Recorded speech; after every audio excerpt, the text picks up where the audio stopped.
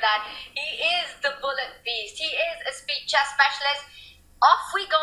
It starts with one e4. It's another Berlin. Are we going to see another b4 sacrifice? Not this time, David.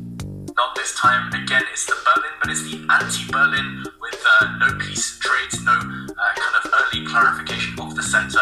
White also keeping his Spanish bishop alive, so still one of the main positions. And a bit of a thing there from Firouzja before deciding to try and blow over the center, trying to seek early clarification here, fixing the pawn structure at least. And Robert, I feel the moves are going to be much quicker here, much more natural at least for Firouzja compared to the earlier games we saw. Apparently we just saw, bishop takes f2 check.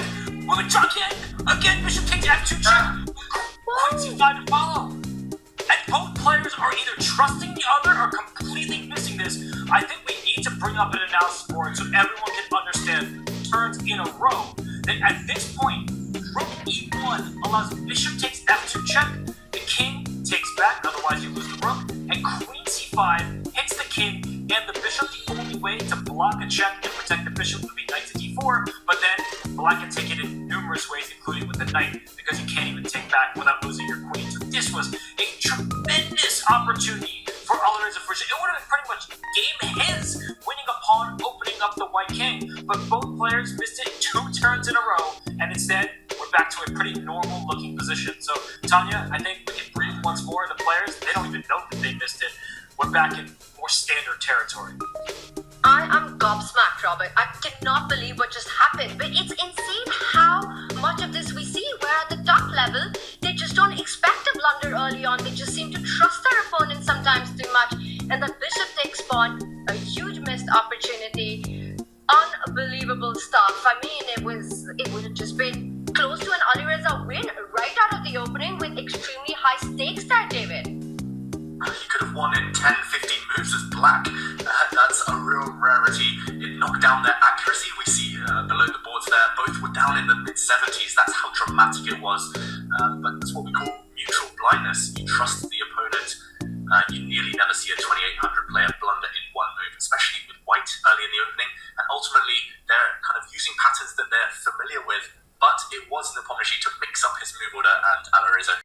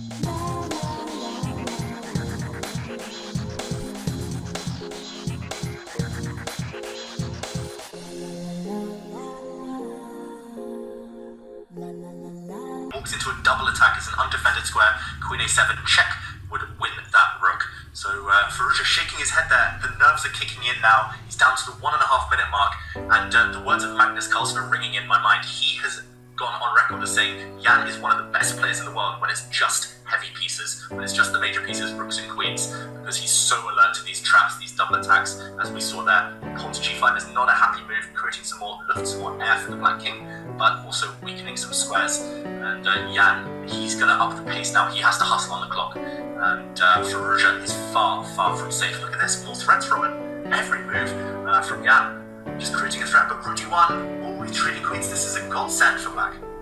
Trading off these pieces is not just helpful, it actually wins a pawn by force. If you take on d1, the black queen can slide right back to d6 with check against the white king that steps forward, and down goes this b4 pawn. And with all the trades happening, it means we're getting closer to a draw from an objective standpoint, but I have one eye on the clock. 1 minute, 6 seconds for a bullet piece like Firouzja, that's an eternity. But Jan, he's not too shabby himself in scrambles. He will try to win on time. I think at some point we've got to have both our eyes on the clock because he's touching a minute mark. And how many moves do you think with 60 seconds he's picked up, he's grabbed that pawn? Jan Nepomniachtchi is going to try to flag Alireza. There are no doubts about that. With a minute on the clock, how many moves can you actually make with the mouse, David?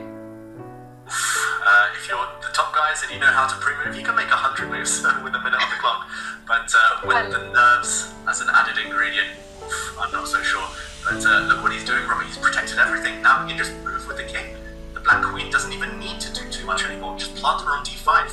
Surely this is safe now for Firouzja. The queen protects everything, which means that the only quote-unquote idea that white will have is to give checks. And he goes h4. He wants to give a sneaky check with a mate idea, but now that this pawn is captured and the queen centralizes, it's actually objectively winning at this stage for black, but a draw is equivalent to a win. So as long as Alireza, he keeps the pace that he has, this is not a blunder. I'm actually removing that right now. I can do that. You know, this is it's a good move, because if you can force the draw, you win the match. Jan Tanya, he's just checking, he's just hoping now, but 36, 37 seconds. Alireza's forcing the queens off, otherwise it's checkmate. Is this the end of Jan's tournament? He's giving up, and now queen f5 trades the queens, and this is all over. The c-pawn will push, it will be faster, and Jan Nepomniachtchi on the camera and on the board gives up. It is the end for Jan. Jan is eliminated. Alireza Firouzja makes it through to fight against Denis Lazovic in the losers final. And what a match this has been, Robert. It was a great match. 3 draws were the results, but the games, they had so much life to them. There are so